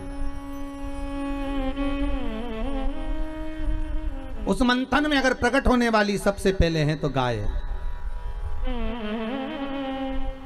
नंदा, सुभद्रा, सुरभि, सुशीला, बहुला, ये 5 गाय समुद्र मंथन के समय पर प्रकट हुई और उसके बाद जो निकला वो हलाहल विष निकला है। उसके बाद जो प्राप्त हुआ वो विष था, फिर निकला विष। अच्छा देखिए कितना सुंदर प्रसंग है। सबसे पहले अगर कुछ निकला है तो गाय निकली, गाय के बाद निकला है विष। शिव महापुराण की कथा कहती है गाय को निकालने का कारण केवल इतना था कि जो विष पिएगा उसका कंठ जलेगा, तो कंठ में जलन अधिक होगी। अब कंठ में जब जलन होगी तो उस जलन को अगर कोई रोक सकता है तो गाय का दूध रोक सकता है। जब गाय माता के दूध से शंकर भगवान का अभिषेक होगा तो उससे जो जलन है, तपन है, वो समाप्त होगा। हम पहले भी कहें, आज फिर कहते हैं, प्रयास करिएगा कि अभी कोरोना महामारी चल रहा है, अगर गौ माता का असली घी, गाय का असली घी, और वो भी देसी गाय का, ये जर्सी मर्सी गाय का नहीं, देसी गाय का असली घी अगर आपके घर में हो तो उस घी को अपनी उंगली में लेकर नासिका में थोड़ा थोड़ा लगाना प्रारंभ करिए। थोड़ा उस घी का सेवन करना प्रारंभ करिए, असली घी का। औषधि है, गौ माता का जो घृत है वो औषधि। और फिर निवेदन करेंगे, अगर मौका मिले आपके यहाँ अगर देसी गाय हो तो कहीं अगर देसी गाय प्राप्त है तो गौ माता का जो मूत्र है गंगा के बराबर है, उस मूत्र को लाकर, गौ औषधि को लाकर, गौमूत्र को लाकर अपने घर का लेपन पोषण भी करिए तो कोई दिक्कत नहीं है। ये वायरस अगर मेरी माता के, गौ माता के संपूर्ण शरीर में अगर 33 कोटि देवता है तो मेरी माँ इस वायरस को निगलने की सामर्थ्यता रखती है। इतना तो मेरी माँ गौ माता जानती है, रखती है, तो उसका लेपन अवश्य करें। महाराज प्रयास करिए, सर्वप्रथम निकलने वाली अगर कोई है तो वो गौ माता, और गौ माता के बाद अगर कुछ प्राप्त हुआ है, गौ माता के बाद अगर कुछ प्राप्त हुआ तो वह हला हला विष है। और वो विष हमें जब प्राप्त हो गया और वो विष लेकर देवता कहीं नहीं गए, सबसे पहले अगर विष लेकर पहुंचे तो शंकर भगवान के पास पहुंचे। हर हर महादेव। भोलेनाथ जी ने पूछा क्या बात है, तो कहा प्रभु जी आपके लिए हम थोड़ा सा ये विष लेकर आए हैं। तो भगवान शंकर के लिए विष लेकर आए? हाँ। तो पार्वती जी बोली विष और शिव जी आपके लिए? विष आपके लिए? हाँ। पार्वती जी ने पूछा ये विष काय में से निकला? समुद्र में से। अच्छा, अगर ये समुद्र में से विष निकला है तो ये सारे देवताओं को मिलना चाहिए ना, फिर आप अकेले के लिए काय को आया है? शंकर भगवान बोले अरे पार्वती तू जानती नहीं है, तुझे इतना ज्ञान नहीं है बिल्कुल भी। पार्वती जी बोली क्या ज्ञान नहीं है? विष और आपके लिए आया? हाँ। अरे तो आप विष पियोगे? हाँ। भगवान शंकर बोले विष तो मुझे पीना पड़ेगा, विष तो मुझे धारण करना पड़ेगा।